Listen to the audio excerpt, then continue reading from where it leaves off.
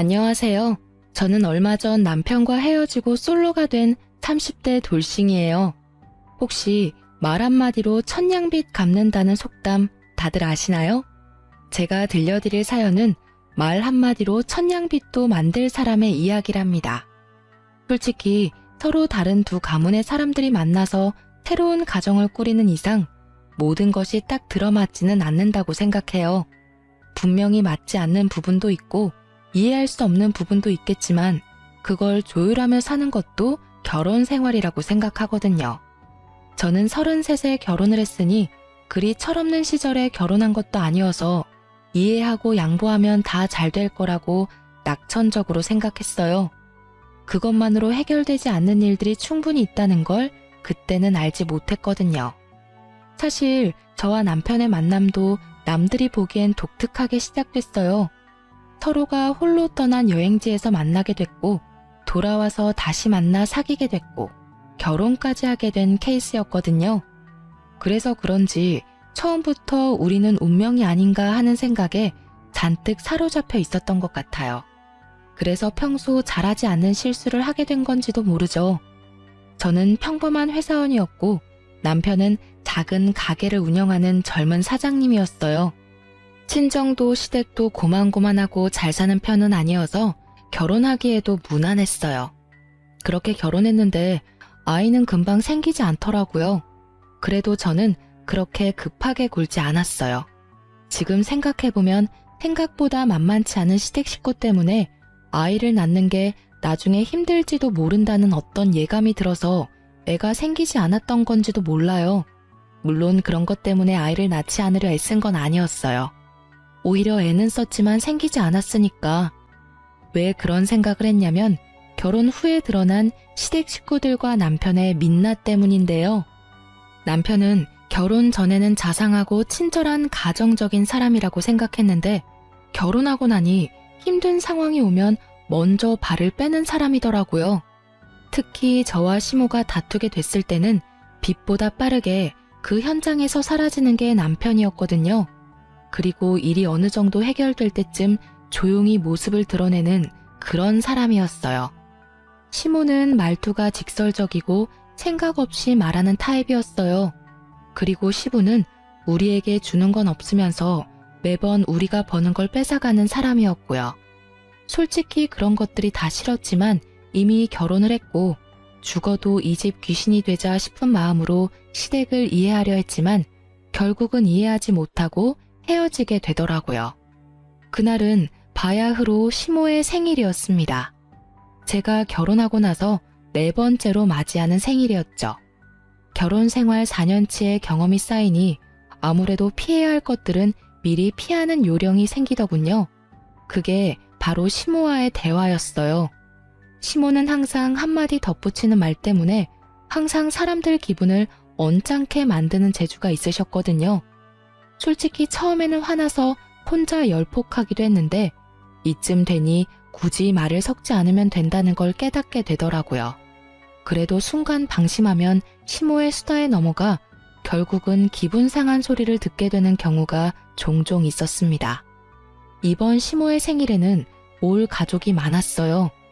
작년에 결혼한 시동생네와 막내 아가씨 그리고 첫째 아가씨는 쌍둥이까지 데리고 와야 했거든요. 인원이 늘어난 만큼 챙길 게 너무 많아져서 그러면 이러지 말고 밖에서 사 먹자는 이야기가 나왔어요. 형제 자매들끼리 먼저 이야기를 하고 시부모에게 이야기를 해서 의견을 조율한 거죠. 여기까지는 아무런 문제가 없었어요. 생각보다 부드럽게 넘어갔으니까요. 작년까지는 제가 생일상을 차려드렸는데 이번부터 못하게 됐으니 일부러 좋은 한정식 집에 예약을 하고 우리가 돈도 더 많이 내기로 남편과 이미 이야기가 다 끝난 상태였어요. 그런데 코스 요리가 끝나고 식사로 미역국이 나왔을 때 시모가 부릉부릉 시동을 걸더군요. 이렇게 밖에서 먹으니 새롭고 맛있어서 좋긴 하네.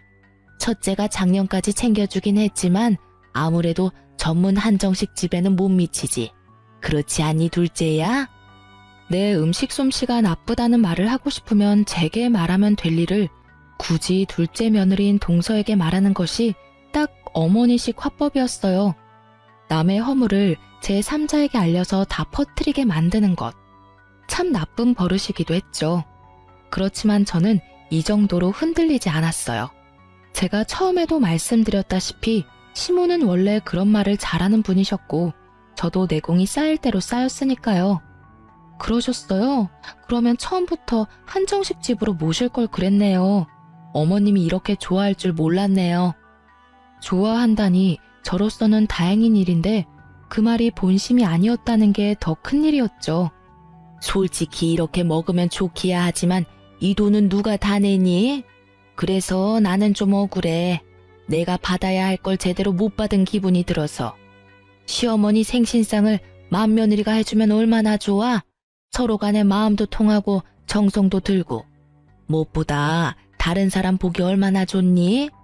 이렇게 돈으로 해결하려는 거 보면 다른 사람들이 욕할 거 뻔하잖아.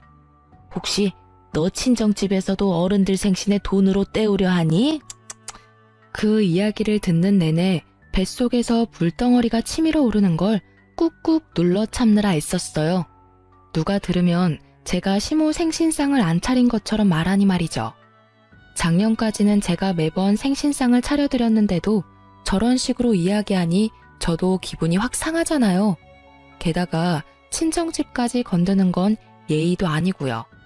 우리 엄마야 밥을 차려 먹든 나가서 먹든 본인이 무슨 상관인데요. 어머님, 억울하시더라도 좀 참으세요. 이렇게 밖에서 식사하자는 것도 도련님, 동서 아가씨들 모두 그렇게 하자고 해서 그런 거예요. 제가 뭐라고 이 집에서 그런 발언을 할 수 있겠어요? 저도 하자는 대로 따른 거고 죄송스러운 마음에 식비도 저희가 제일 많이 냈어요. 그리고 제가 생신상 작년까지 꼬박꼬박 차려드렸잖아요. 제가 해드리지 않은 것도 아닌데 그렇게 말씀하시면 저도 많이 서운하죠. 그렇게 말했더니 시모가 눈을 동그랗게 뜨고는 저한테 말하더라고요. 넌 무슨 말을 그렇게 감정적으로 받아들여? 그냥 내 생각이 그렇다는 거야. 누가 너더러 그렇게 해달라고 했니? 그럴 거였으면 생일 되기 전에 미리 말했을 거다. 나 참 어이가 없어서 한마디 했더니 아주 100마디 말로 시무를 나무라네. 그런 생각이 드셨으면 생각만 하시지 왜 그걸 딱 동서를 꼬집어서 말씀하셨어요? 다른 사람들 앞에서 제가 어떤 사람이 되었는지 아세요? 시어머니 모시지 않는 천하 불효의 며느리로 만드셨는데 그럼 제가 그런 말도 못하나요? 제 말에 남편이 더 놀라 저를 데리고 나가더군요. 저는 이미 화가 나서 기분이 상해 있는 상태였고 남편은 답답한 듯 머리를 쓸어넘기며 저한테 말하더라고요. 당신 왜 이렇게 못나게 굴어? 어머님이 그런 분인 거 다 알고 있잖아. 그럼 좋게 좋게 넘어가면 되지. 왜 긁어 부스럼을 만들어? 어머니랑 똑같은 수준으로 행동하냐고. 여태까지 잘했으면서 왜 지금은 못 참는 건데? 참는 게 더 이상한 거 아니야? 아니, 나 욕하려면 나한테 하면 되고 내 욕만 하시면 되지. 친정엄마 들먹이는 거에 꼭 동서한테 들으라는 식으로 이야기하면 내가 뭐가 돼. 사람들 앞에서 내가 잘못했다고 까발리면서 욕하게 만들고 싶으신 거잖아. 이 집에서 나 혼자 욕먹으면 다 해결되는 일이야? 그래서 나는 내내 참아야 하는 거야. 내가 언제까지 참아야 하는데? 그래, 그건 좀 심했다고 나도 생각은 했어. 그렇지만 너도 평상시처럼 좋게 넘어갈 수 있었잖아. 제대로 처신할 수 있으면서 왜 너도 애처럼 굴어? 엄마랑 싸운다고 해결되는 건 아무것도 없는데 그냥 흘려들어. 아무도 그게 진짜라고 생각하지 않으니까. 진짜라고 생각하지는 않겠지. 그런데 어머님이 나한테만 계속 그러시면 나중에 어떻게 되는지 알아? 나는 욕바지가 당연한 사람이 된다고. 그런 분위기가 계속되면 언제까지고 나 하나만 희생하면 되는 그런 상황이 되는 거라고. 비약해서 생각하지 마. 그리고 진정해. 좋은 날 망치지 말고 그냥 조용히 해결하자. 어? 나 정말 이렇게 둘 사이에 끼이는 거 엄청 스트레스거든? 스트레스는 제가 다 받고 있는데 저딴 식으로 말하는 남편을 보니 더 화가 나더라고요. 그래도 참았어요. 그래, 원래 그런 거다. 그런 사람이다. 그렇게 생각하며 다시 돌아왔는데 시모가 아주 눈물을 흘리며 피해자 행세를 하고 계시더라고요. 넌 어떻게 나한테 그런 말을 할 수가 있어? 네가 나를 평소에 그렇게 생각했으니 그런 말을 내뱉었겠지. 너한테 내가 시어머니이긴 하니? 어떻게 동네 지나가는 아줌마들한테 하는 것처럼 화를 낼 수가 있어? 죄송해요, 어머니. 그렇지만 저도 어머니가 평소에 저를 어떻게 생각하고 계셨는지 잘 알게 돼서 다행이라고 생각해요. 앞으로는 이렇게 대접해드리고도 욕먹는 짓 안 하도록 아예 처음부터 아무것도 안 할 테니까 그냥 처음부터 편안하게 욕하세요. 욕 얻어먹을 짓 하고 욕 얻어먹는 건 저도 그렇게 억울하진 않거든요. 솔직히 그게 더 마음 편해요. 제가 그 말을 하자 다들 말을 잊지를 못하더라고요. 이렇게 당돌하게 말할 줄 몰랐나 보죠. 여태껏 참고 또 참았는데 또 참을 줄 알았나 봐요. 저도 인간인지라 한계치는 있거든요. 그래서 결국 터져버렸는데 남편은 눈을 질끈 감더라고요. 저는 차라리 속이 시원했어요. 저는 그 뒤로 시댁과 최대한 멀리하기로 결정했고 그 결정에 남편도 큰 이견은 없었어요. 혼자 시댁에 왔다 갔다 해야 한다는 건 걱정했지만 시모와 저 사이에 끼어서 끙끙대는 일을 피할 수 있었으니 본인도 그게 좋다고 판단한 결과였겠죠. 그 뒤로 저는 설과 명절 이외에는 일절 방문하지 않았고 뭐든 돈으로 해결했어요. 이렇게 하다 보니 마음은 편했지만 돈이 많이 나가서 영 별로더라고요. 그래도 어쩔 수 없는 일이라 여겼어요. 어렵게 찾은 마음의 평화를 다시 빼앗기고 싶지는 않았으니까요.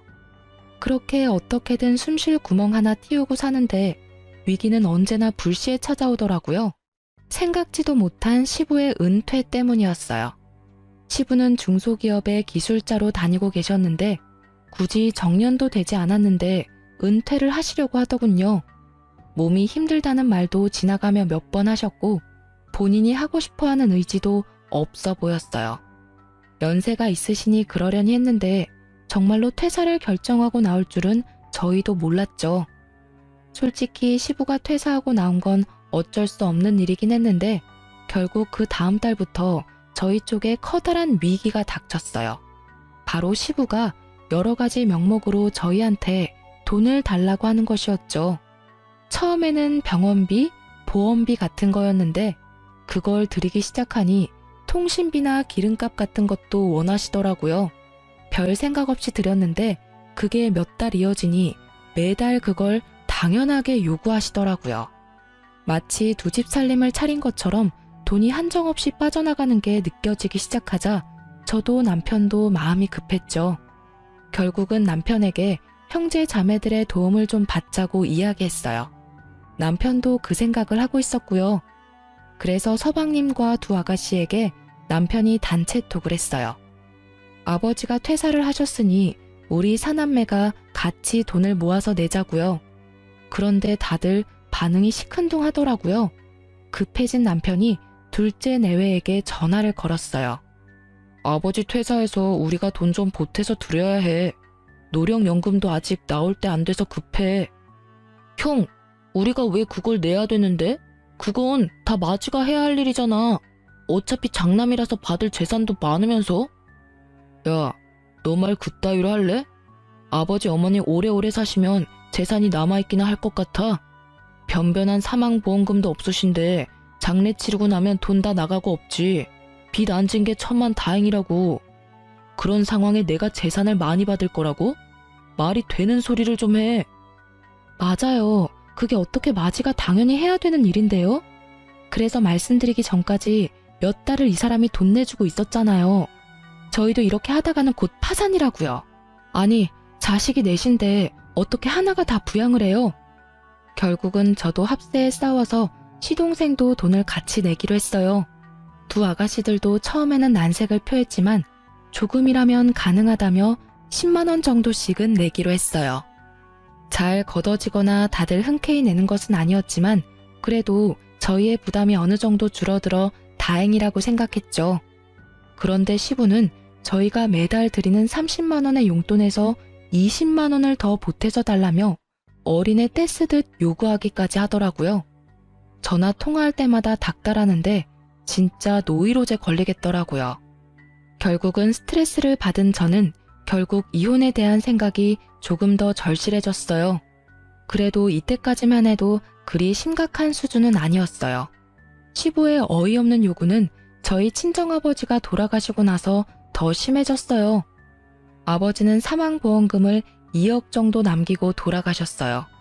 교통사고였고 현장에서 사망한 터라 저희도 황망한 상태였었어요. 친정에는 저와 제 어린 여동생, 어머니만 있었던 터라 장례 치르는데도 너무 힘들었었죠. 그런데 장례가 다 끝난 다음 날 시부가 저와 남편을 불렀어요. 무슨 일인가 싶어 시댁에 갔더니 시부가 무척 궁금한 표정으로 묻더군요. 그래, 친정아버지 돌아가셨는데 부조금 들어온 거는 어떻게 하기로 했어? 들어온 만큼 나간 탓에 별로 남는 것 없었지만 제가 다 받았어요. 제 손님이 많기도 했고 제가 상주를 맡아서 어머니가 저더러 가져가라고 하셨거든요. 여자 셋밖에 남지 않은 집안에 여동생은 결혼조차 하지 않은 상태였고 남편은 상주가 하기 싫다고 하는 바람에 제가 상주를 맡게 됐었거든요. 보통은 사위도 상주를 많이 한다는데 요즘 세상에 남녀 차이 둘 필요도 없고 남편이 싫다니 그냥 제가 하는데 별 거부감도 없어서 제가 한 거였어요. 솔직히 제가 상주로 손님 받고 일 다 했으니 제가 받아온 것도 당연하다 싶었는데 시부가 이야기하더라고요. 그래, 그 돈 다 너희 것이니 다 받아와야지. 친정에서 아무리 우겨도 그건 너희 돈이야. 친정이라도 그런 건 확실히 해야 나중에 뒤탈이 안 생겨. 웬일로 멀쩡한 말을 하나 싶었는데 다음 말로 그 생각이 와장창 무너졌어요. 그런데 다돈 어른 보험금은 어떻게 하기로 했냐? 그것도 네가 가져오는 거야? 가족이 셋뿐이니 셋이서 나누기로 했어요. 별 생각 없이 던진 말이었어요. 그렇게 하기로 결정이 된 상태였고 친정엄마가 저한테 7천만 원을 주기로 하셨어요. 그래, 그렇게 해야지. 당연한 일이야. 사망보험금도 다 같이 나누는 게 맞는 일이지. 그렇게 말하는 시부를 보며 왜 저런 당연한 말을 하시지 싶었는데 그 다음 날부터 시부에게서 전화가 왔어요. 아유, 며느라가 내 차가 요새 말을 안 들어. 어떻게 고치긴 해야 할 것 같은데 돈이 많이 들 것 같아서 고민이구나. 어떻게 해야 좋겠니? 차가 고장 나셨어요? 일단 그이한테 전화해서 물어보는 게 더 빠를 것 같아요. 제가 차를 몰지 않으니 차에 대해서 잘 모르거든요. 차에 대해 전혀 모르는 저한테 전화를 하시길래 남편에게 전화해보라고 했는데 그 다음 날부터 남편은 차를 사야 한다는 시부의 닥달에 시달린다며 저한테 하소연을 하더라고요. 시부는 무조건 차를 사야 한다는 의견이었는데 남편이 시부 차를 정비소에 가지고 갔지만 특별히 문제가 많은 건 아니더라고 하더라고요. 오래된 것만 몇 개 바꾸면 문제없고 돈도 많이 나오지는 않는다고 했는데도 시부는 막무가내로 차를 바꿔야 한다고 고집을 피웠죠. 그래서 이번에도 시동생들의 도움을 요청했죠. 그런데 다들 그 정도로 큰 돈은 갑자기 마련할 수 없다고 하더라고요. 저희도 그 부분은 이해할 수밖에 없었어요. 갑작스레 목돈을 달라는 것도 너무한 일이잖아요. 아파서 수술비가 모자라서 그렇다면 당장 어떻게든 마련해보겠지만 그런 상황도 아니었으니까요. 결국 저와 남편은 시부를 만나서 말했어요. 아버님, 저희가 아무리 이야기해봐도 차를 살 수 있을 만큼의 돈이 안 나와요. 그러니까 일단은 수리해서 쓰시고 돈이 생기면 그때. 너희들이 나를 이 정도로밖에 생각을 안 했던 거야? 어떻게 아버지가 불편해서 필요하다는데 차 한 대를 못 사줘? 나도 민망한 거 참으며 차가 필요하다고 요구하는데 이렇게 야박하게 굴 거야? 첫째 며느리도 그렇게 안 봤는데 참 야박해. 왜 이분은 또 저를 콕 집어서 이야기하는지 모르겠더라고요. 아니, 저한테 돈이라도 맡겨놓고 저런 말을 하시던죠. 어이없는 제가 뭐라 말을 잇지 못하는데 시부가 한마디 하더라고요. 너는 아버지 사망보험금도 받아서 남들보다 풍족한데 왜 그거 하나를 못 해줘? 그 돈 있으면서 너 나한테 이러는 거 아니다. 내가 너한테 못 해준 게 뭐냐? 그런데 너는 날 위해서 그 정도도 못 해줘? 네가 남도 아니고 내 며느리인데 당연히 시아버지한테 그런 건 다 해줘야 하는 거 아니냐? 그 이야기를 듣는데 완전 띵 받더라고요. 애초에 그 돈은 제가 받는 게 당연하다고 해놓고는 자기가 뺏어가는 건 무슨 심리인가요? 친정 거는 뺏어오는 게 당연한 거고 그걸 시부에게 주는 것도 당연하다고 생각하는 시부를 보니 이 집구석에 정이 똑 떨어지더라고요. 그런데 그 옆에서 시모가 거드는 말이 더 웃겼어요. 그래, 네 아버지가 그런 거 요구하는 사람도 아닌데 이번이 딱 처음인데 어떻게 그렇게 매몰차게 안 된다고 말해? 그리고 너희 형제들한테 말할 것까지도 아닌 일이었잖아.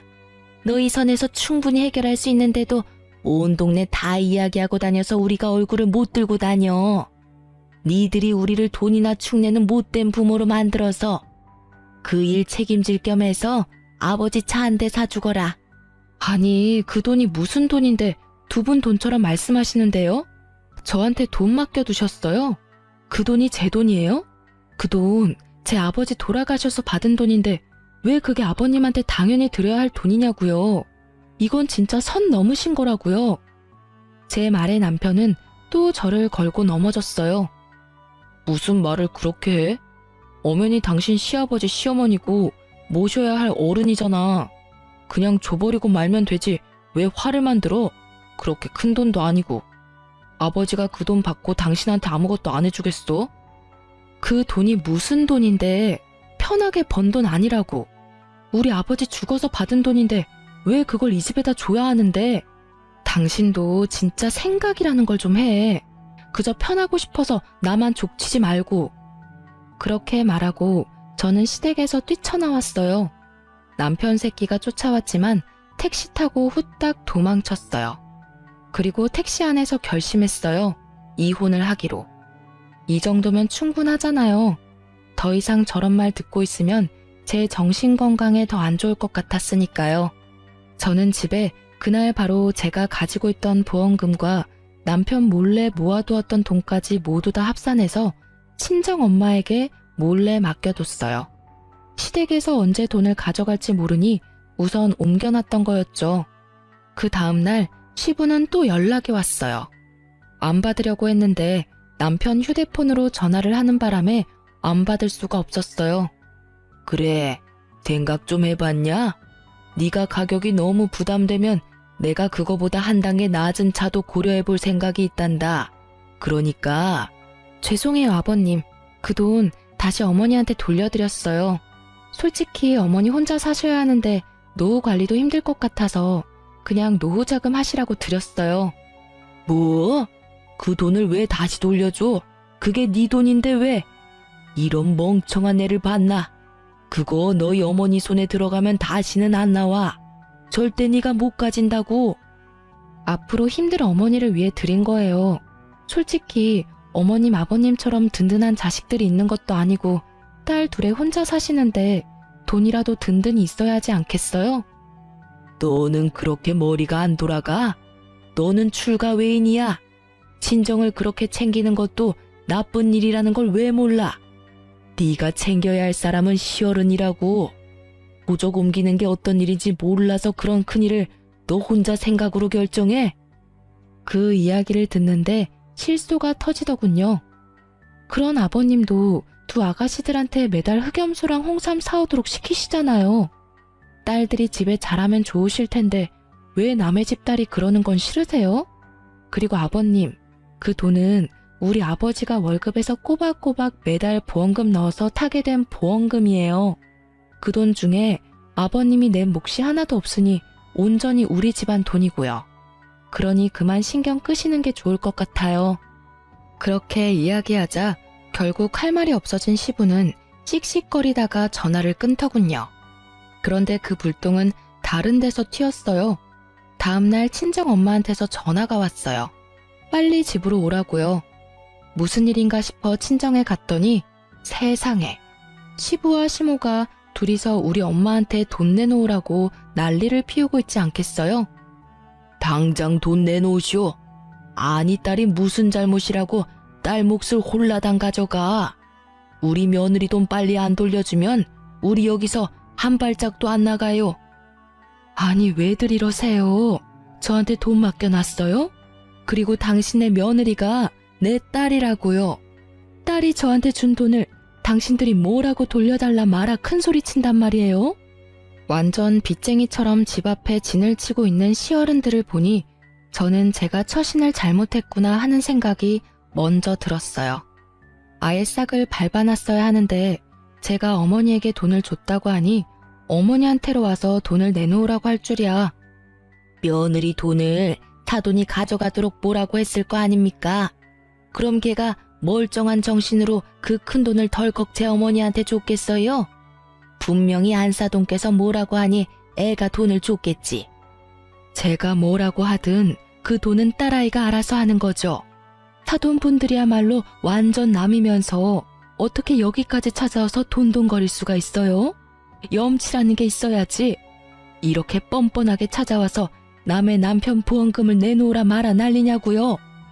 시부와 시모는 저희 엄마를 잡아먹을 것처럼 아주 둘이서 협공을 하더라고요. 그만하세요, 어머님, 아버님. 여기까지 무슨 일로 오셨어요? 설마 이렇게 큰일 만들려고 오셨어요? 왜 오긴? 우리가 뺏긴 돈 찾으러 왔지. 아니, 사돈도 그렇게 안 받는데 사람이 이렇게 융통성이 없고 사람이 포악해. 아니, 지금 그 돈을 뺏긴 게 누구신데요? 두 분 중에 그 돈 가지고 계셨던 분이라도 있으세요? 저한테 온 돈이었고 제가 어머니한테 드린 돈이라고요. 뺏긴 게 아니고 제가 자발적으로 드렸어요. 두 분한테 뺏길까봐. 결국 저와 이야기에서는 끝이 보이지 않을 것 같아 남편을 불렀어요. 처갓집 앞에 서서 씩씩거리는 본인 부모님을 보던 남편도 당황한 듯 눈치를 보더라고요. 설마 진짜 장모집까지 찾아와서 행패를 부릴 줄은 몰랐나 보죠. 저는 설설 기는 남편을 쥐잡듯 잡았어요. 당신은 뭘 했길래 일을 이렇게 만들어? 어떻게 할 거야? 당신이 중간에 알아서 커트를 못 시키니까 결국에 이런 일이 벌어진 거 아니냐고. 너 편하자고 좋게 가자더니 이게 좋은 결과야?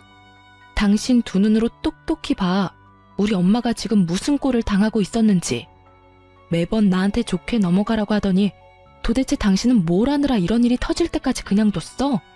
제가 큰 소리 내며 남편 탓을 하니 시모가 저한테 삿대질을 하며 말하더라고요. 이게 어디서 어른들 다 보는 데서 남편을 잡아? 네가 뭔데 귀한 우리 아들한테 뭐라 하냐고. 이게 오냐 했더니 누구를 호구로 보고? 어머니야말로 저희 집안을 호구로 보셨겠죠. 그게 아니면 감히 아버지 사망보험금을 시아버지 차살 돈으로 달라는 게 말이나 돼요? 이제 끝이야. 당신하고 더 이상 같이 못 살아. 아니, 안 살아. 이혼해. 우리 엄마한테 이런 꼴 당하면서까지 당신이랑 결혼 생활 유지할 필요 없다고 생각하니까. 제 말에도 남편은 이 상황이 혼란스러운지 갈피를 못 잡더라고요. 아니, 어디를 말려야 할지를 모르고 있다는 게 정확한 말이었죠. 오냐? 이혼하면 그 보험금도 반으로 갈라서 줘야지. 안 그러냐? 부부 공동재산인데 당연히 그렇게 해야지. 그러니 우리 아들한테 그 돈 반틈 줘야 하는 거 맞지? 저는 그 말에 말이 막히더라고요. 남의 부모 보험금을 왜 나눠요? 가만 보니 두 분이 착각하고 계시더라고요. 친정아버지 사망보험금도 재산 분할 시 나누는 거라고 생각하신 듯한데 제가 알기로는 그게 아니었거든요. 부부가 공동으로 재산 형성에 기여한 돈이 아닌 거라 그건 재산 분할에 들어가지도 않고 오래된 돈도 아니었기 때문에 해당도 안 된다고 들었거든요. 두 분 뭔가 착각하고 계신 것 같은데 제 아버지의 사망보험금 같은 건 재산 분할 대상이 아니에요. 부부가 공동으로 번 돈이 아니잖아요. 그리고 애초에 그 돈은 저희 어머니에게로 갈 돈이었고요. 어머니가 그 돈을 받는 사람이었기 때문에 어머니 돈이나 마찬가지라고요. 제가 시부모에게 그 말을 해줬는데도 두 분은 제 말을 거짓이라고 말하며 우기더라고요. 네가 우리한테 거짓말하는 거 모를 줄 아니? 재산 분할하려면 그런 돈도 다 포함해야지. 너처럼 그 돈 너희 어머니한테 보내면 불법이야. 뭐 저야 상관없었죠. 그분들이 뭐라고 생각하든 진실은 하나고 그 탓에 본인들이 불이익을 당하는 건 제 탓이 아니잖아요. 두 분의 무지 탓이니 말이죠. 결국에 저는 바락바락 끝까지 잘못된 정보를 우기는 두 사람을 놔두고 이혼 소송에 들어갔어요. 남편은 그래도 이런 식으로 헤어지는 건 좀 아니었는지 저한테 와서는 다시 돌아오라고 하더군요. 여보, 당신도 엄마 성격 잘 알잖아. 여태껏 잘해왔는데 왜 그렇게 갑자기 막 나가는데? 우리 두 사람만 생각해. 우리 서로 나쁘지 않잖아. 그래, 우리 두 사람은 나쁘진 않지. 그렇지만 당신 부모님 평생 안 보고 살 수 있어? 같이 보고 산다는 말은 당신이 또 나랑 시어머니 사이에 끼어서 고통받는다는 뜻이야. 그리고 그런 당신을 보는 나도 속이 미어 터지는 거고. 그런 거 생각하면 헤어지는 게 맞지. 여보, 그래도 다시 한 번만 더 생각해봐. 나도 그렇게 잘할게. 그렇게 해야 당신 마음이 풀린다면 뭐든 할게. 제발 이혼한다는 말은 하지 마. 돌아가게.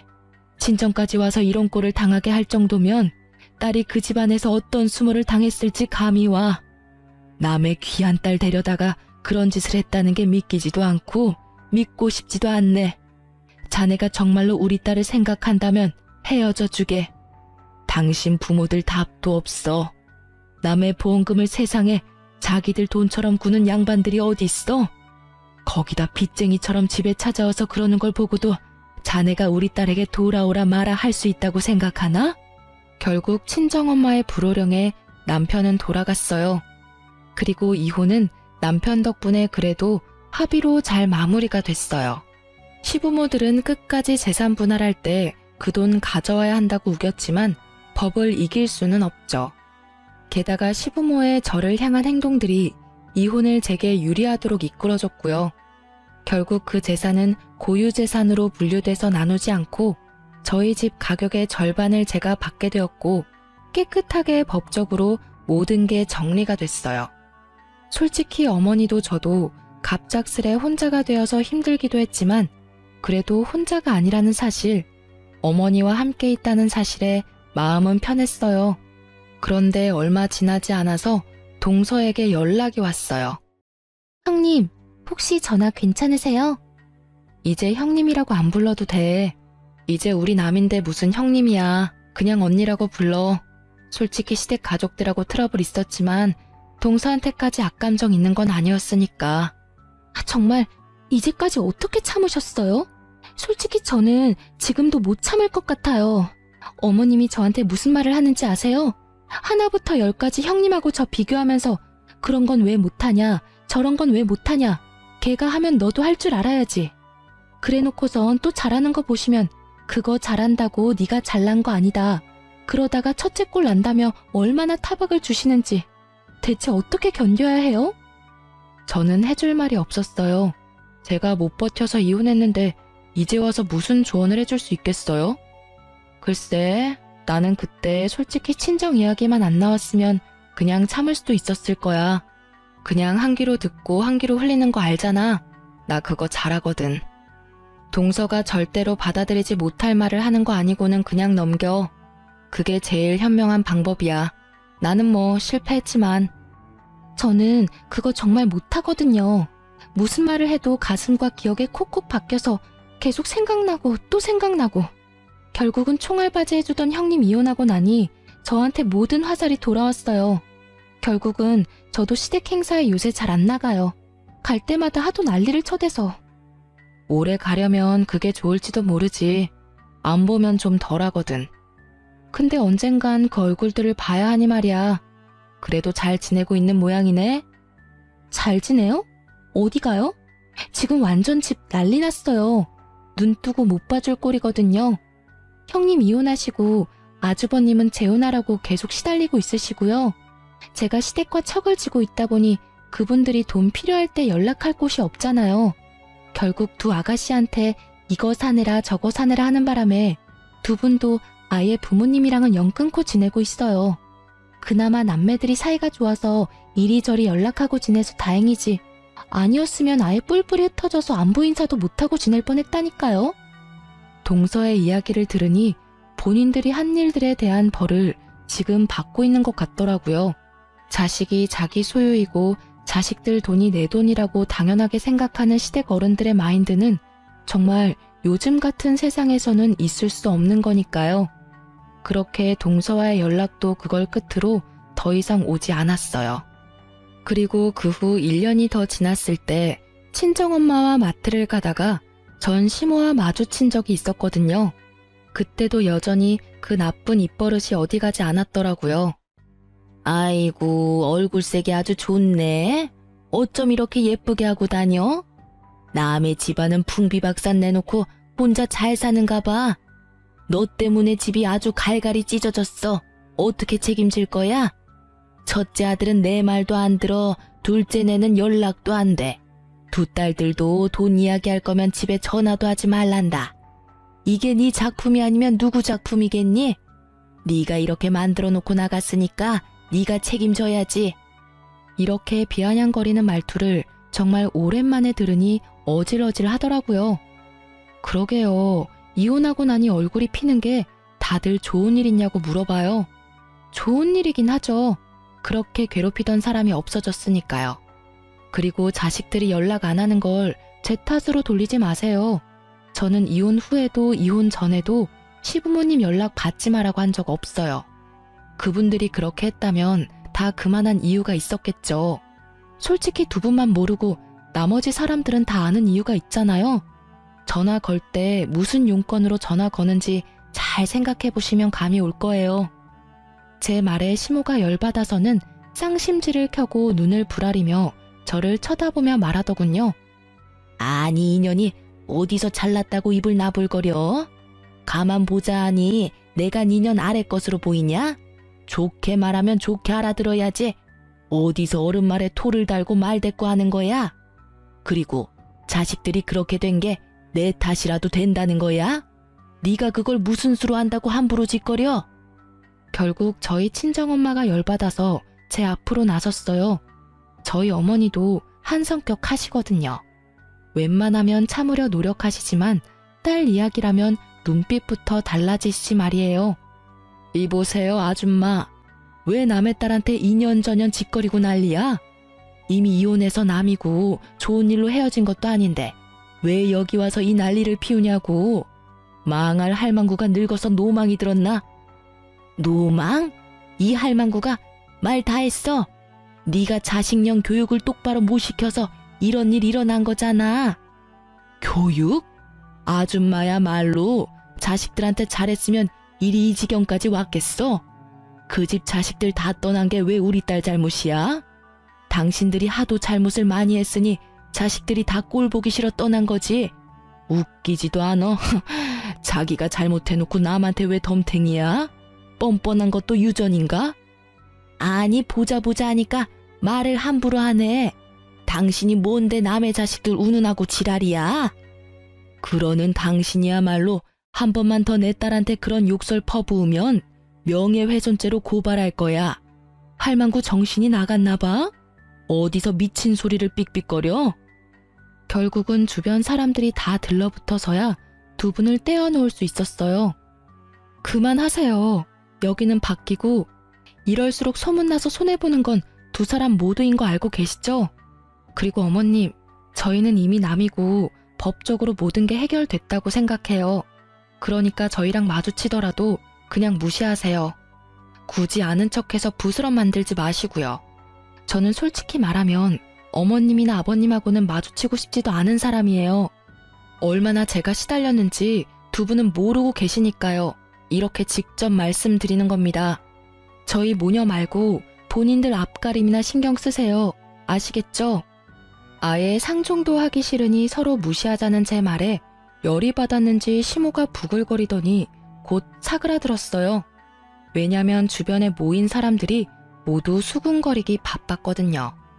누가 잘잘못을 했는지를 따지면서 말이죠. 결국 그 자리에서 얼굴을 붉히며 떠난 건 시모였어요. 이미 어떤 짓을 했는지 동네에 소문이 파다했거든요. 그러게 자식들한테 잘했으면 이런 일 없었을 거고 남편도 알아서 저와 시모 사이 잘 중재했더라면 이렇게까지 될 일도 아니었어요. 나중에 엄마가 소문 하나를 들었는데 남편이 시모 등살에 재혼하려고 했지만 저런 시모가 붙어 있어서 재혼이 계속 불발됐나 봐요. 거기에다 남편 본인은 시모와 아내 사이에서 조율하는 게 힘들었었으니 다시는 그 경험을 하고 싶어 하지 않아서 재혼 생각은 아직 없는데도 시모가 계속 여자를 붙여주니 골치가 아픈 상황인 듯 하고요. 그리고 시모와 시부의 행동이 소문이 다 난 탓에 소개받은 여자들도 자식들과 영 끊고 사는 시얼은 독박 부양해야 된다는 걸 깨닫고는 점점 소개해주려는 사람도 사라졌다고 하더라고요. 그러니 며느리를 돈줄로 생각하면 안 되는 거였죠. 이렇게 소문날 거 왜 그렇게 난리법석을 떨었는지. 저와 남편 사이에 아이가 없었으니 혼자가 된 것도 나쁘지만은 않았어요. 만약 애가 있었다면 더 크게 힘들었을지도 모르고 이렇게 이혼을 결심하는 것도 힘들었을 거예요. 그렇지만 만약 똑같은 일이 벌어났다면 이혼을 하지 않겠다는 결정은 없었을 게 확실해요. 만약 내 아이가 있었더라면 그 아이에게 또 다른 불똥이 튀었을지도 모를 일이잖아요. 현재는 욕심 많고 말버릇 나쁜 시부모 때문에 제 인생에 이혼 경력이 한 줄 생기게 된 건 참을 수 없을 만큼 짜증이 날 뿐이에요. 지금 생각해보면 그런 말이 있잖아요. 말 한마디에 천냥빚도 갚는다는데 시부모들은 말 한마디로 천냥빚을 얻을 사람들인 거죠. 그래도 그런 사람들에게서 빨리 벗어날 수 있었던 것만으로도 지금은 감사하게 생각하는 중이랍니다. 그리고 항상 생각해요. 말하기 전에 한 번 더 상대방을 생각하기. 오해가 생기기 전에 얼른 풀어주기. 민감한 이야기는 몰래 하기. 그런 버릇이 시모 덕분에 생기게 된 거라 그 부분만큼은 감사해요. 살아있는 경험으로 얻게 해준 능력이니 말이죠. 그리고 시부 덕분에 경솔하게 말을 꺼내는 일도 없어졌으니 참으로 고마운 일을 하시기도 했죠. 저희 시부모님 사연 어떻게 들으셨나요? 정말 사소한 것에서부터 시작된 일들이 결국에는 이혼까지 가게 만들었다는 게 어떻게 보면 참 신기하기도 해요. 말 한마디, 행동 하나 그런 것들이 상대방에게 크게 영향을 미칠 때도 있잖아요. 저에게는 두 시어른의 행동이 제게 이혼이라는 결정을 하게 만든 가장 큰 영향을 끼쳤다고 생각해요. 그래서 지금도 언제나 말은 조심스럽게 하고 다닌답니다. 사연 들어주셔서 너무 감사하고 앞으로 이런 글을 쓰지 않게 행복하고 즐거운 생활만 할 수 있도록 노력하도록 할게요. 그럼 안녕히 계세요.